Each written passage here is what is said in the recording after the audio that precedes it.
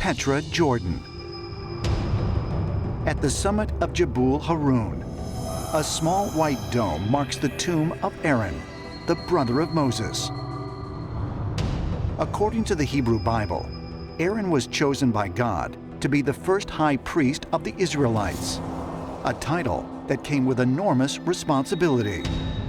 Aaron, Moses' brother, served as priest of the people.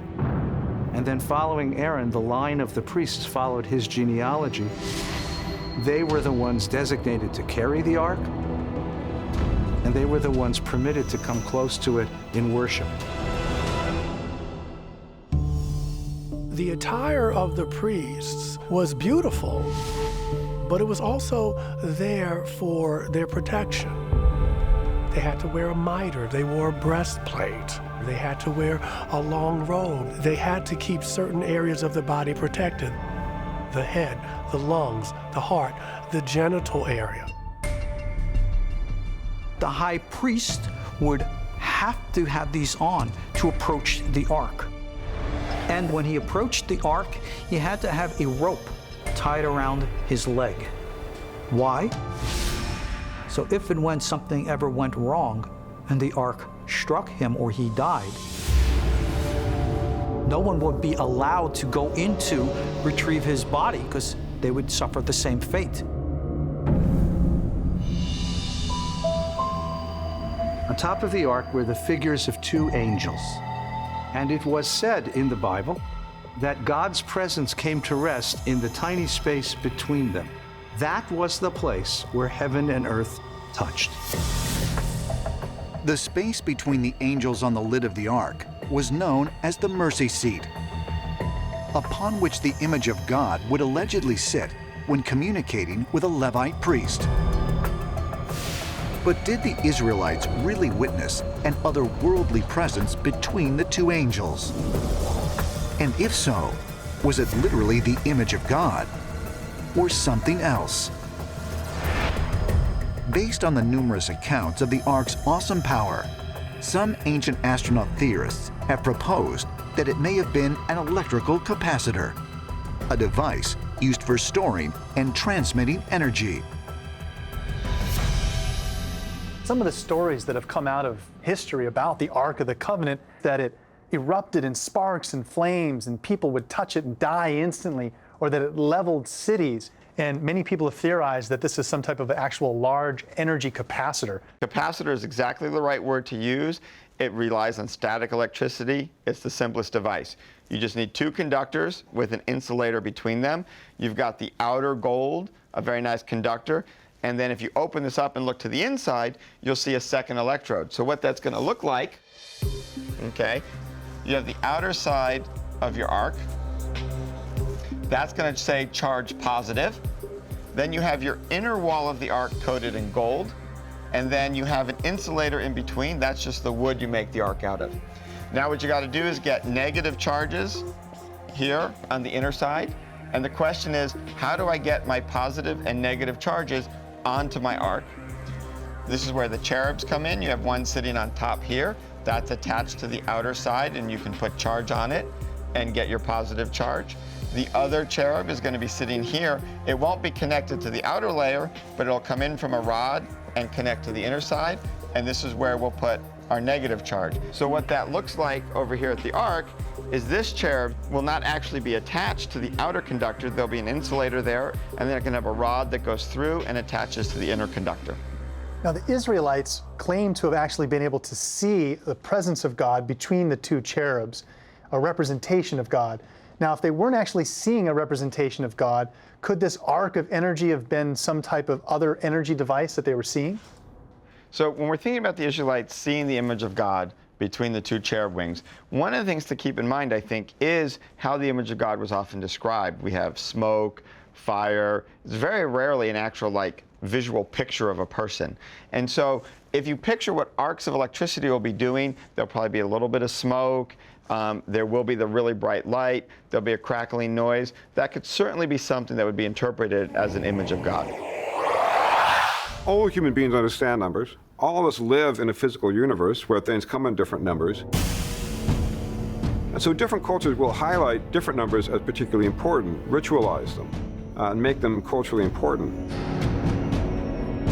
We see widespread use of the number 3 in European traditions, but also we see it in selected traditions around the world too.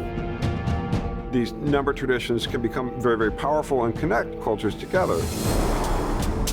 The unique reverence for the number 3 dates back thousands of years and can still be found today in art, architecture, mythology, literature, science, and religion. But why? What is it about this number that has continued to hold such significance for mankind? If you think of our lives, we have a past, a present, and a future. Our story falls neatly into 3. Throughout folklore and mythology, we find the number 3. Something about 3 is trying to get our attention, trying to tell us something. The number 3 comes up many, many times in Judeo-Christian scriptures.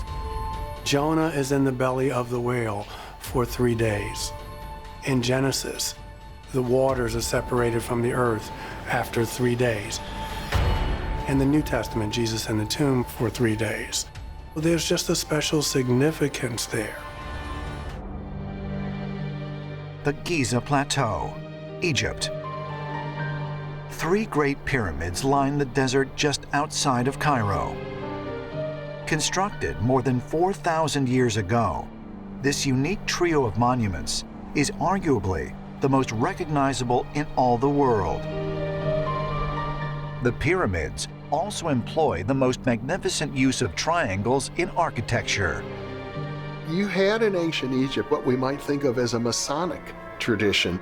There were the builders themselves who embodied the knowledge of geometry, the knowledge of tool making, and how to put buildings together, and especially how to create buildings that were themselves the vehicles for initiating or inducing higher consciousness. The ancients were certainly intrigued by geometry, indeed sacred geometry, and certainly a triangle is one of those basic archetypal shapes that perhaps is hardwired into the human consciousness, and this may find expression in monuments such as the pyramids.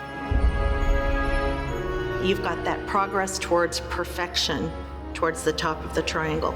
It's a very upward directed, higher directed shape, and I think we kind of get that on a subconscious level. So there is a sense in which the number 3 in the form of the triangle, in the form of the apex of the pyramid, represents a portal, a gateway into another realm. You might say it's a realm of the gods. Giza, Egypt. In 1977, and then again in 1987, electronics engineer and inventor Joe Parr conducted experiments on the top of the Great Pyramid. Using equipment of his own design, Parr measured the pyramid's electrical, magnetic, and radioactive properties. Joe Parr, who was my very close friend and research colleague, discovered what I believe is the most incredible discovery about the Great Pyramid and pyramids in general. Joe believed that the pyramids had an energy field around them.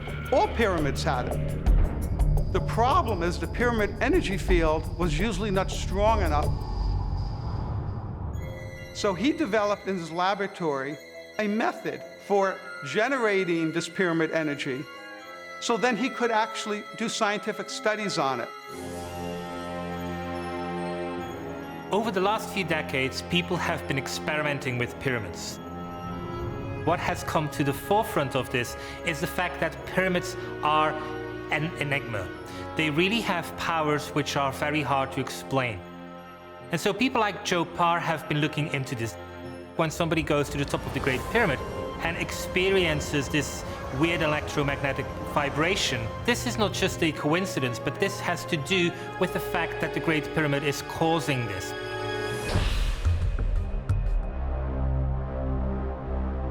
Joe Parr found out that if he put a model pyramid and spun it in a centrifuge through an alternating magnetic current, an energy field, or he calls it an orb or bubble, would form around the model pyramid. Joe found that this bubble or energy orb would block all known types of electromagnetic radiation, even gamma rays.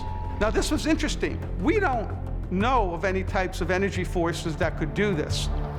This is the most incredible thing about Joe Parr's discovery. In later laboratory experiments, Parr claimed to have discovered yet another strange physical phenomenon. The model pyramid became weightless in the energy field and began to move in a specific direction. And he calculated the direction of this energy field where the pyramid would shoot out from. And guess what? It aligns exactly where we would see the constellation Orion. So Joe speculated that it went into hyperspace. This is speculation, but it makes a lot of sense. In string theory and physics, it postulates the existence of 6 additional spatial dimensions. So how do we know the way this energy fields were set up? It allows this pyramid to go into another dimension and travel. Joe never proved this, but before he died, he believed that the pyramid acted as a time machine, if you could unlock its key. I believe that it's a gateway or a portal into multiple dimensions that would enable a transmission of people, objects, or consciousness from other dimensions into our dimension.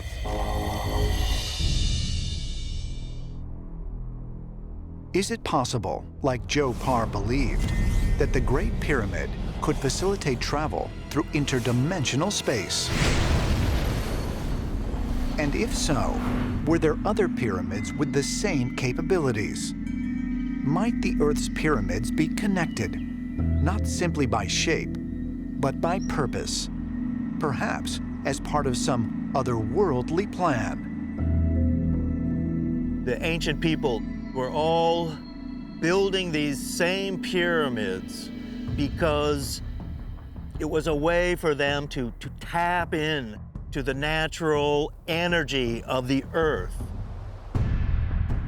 And you have to think that whoever is guiding such a precise network of pyramids must have been a very advanced culture, probably extraterrestrials.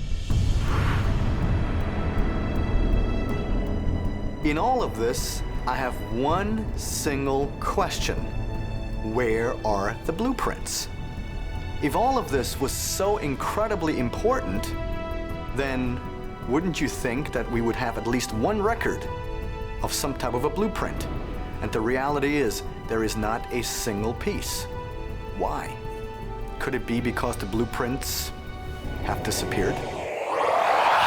1998, the Mars Global Surveyor snaps photos of what appears to be a monolith on Phobos, one of the 2 moons that orbit the planet Mars. On the moon of Mars, Phobos, there's a very, very interesting obelisk or monolith there. They call it the Phobos monolith. Buzz Aldrin, the second man to walk on the moon, they made a really big deal out of this and basically claimed that it was artificial. And when we got there and studied it, it would change everything in terms of how we looked at our history. Is it really possible there is an obelisk on a moon of Mars? One that is not a natural occurrence, but was, in fact, put there by otherworldly beings. If so, might they have created similar structures on other planets and celestial bodies, perhaps even Earth, as some researchers suggest? Egypt has a number of obelisks in it, and those obelisks are 4,000 or 5,000 years old. And the obelisks in Ethiopia may be that old too. Obelisks, they're a piece of crystalline granite and within the granite is quartz crystal. So obelisks themselves are, in a sense, a crystal tower with all of the properties that quartz crystal brings to technology. It's an antenna, and any antenna can receive a broadcast, and it can give a broadcast. And then we have these ancient obelisks that were at one point apparently all around the world. It would seem that there was a worldwide system similar to a wireless broadcasting system. These obelisks would broadcast power into the atmosphere, and remote locations around the world could pick up that power, much like a radio today or a television set, a satellite phone, or a computer. This seems to be the system that was set up by extraterrestrials thousands of years ago on this planet. And incredibly, they didn't just do it on planet Earth, so we may well find that when we go to Mars, we'll find obelisks there.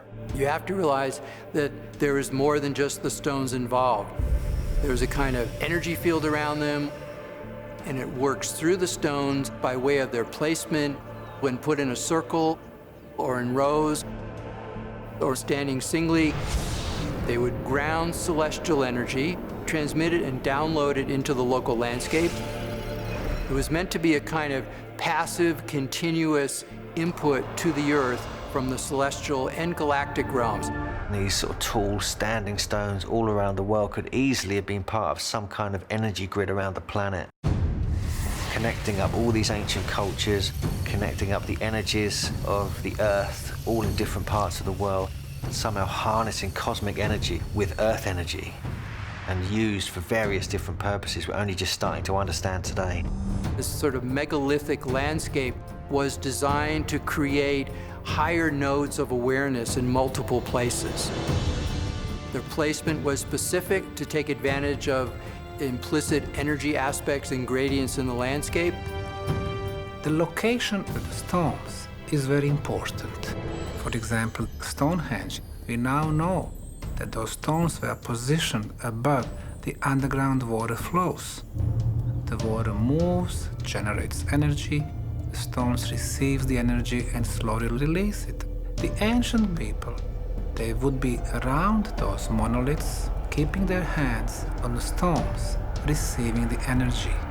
And if the stones were arranged in a pattern, it would create a kind of geometry of consciousness that would have uplifting effects on people who were in proximity to them. Throughout the world, whether they are stone spheres in Bosnia or megalithic monuments in Avebury, what we're seeing is that our ancestors are saying that these stones are able to hold energy, a soul, a spirit of our ancestors, of the gods. And so what we see throughout the world is these monoliths, because throughout the world we are trying to establish this link between us, mankind, and the world of the gods. Monoliths, interconnected by design, tapping into the energy of the Earth and serving as a beacon to link with celestial beings. Is it really possible that ancient monoliths hold an advanced, perhaps extraterrestrial power we have yet to realize? And if so, just what will happen when we unlock the mystery of the monoliths?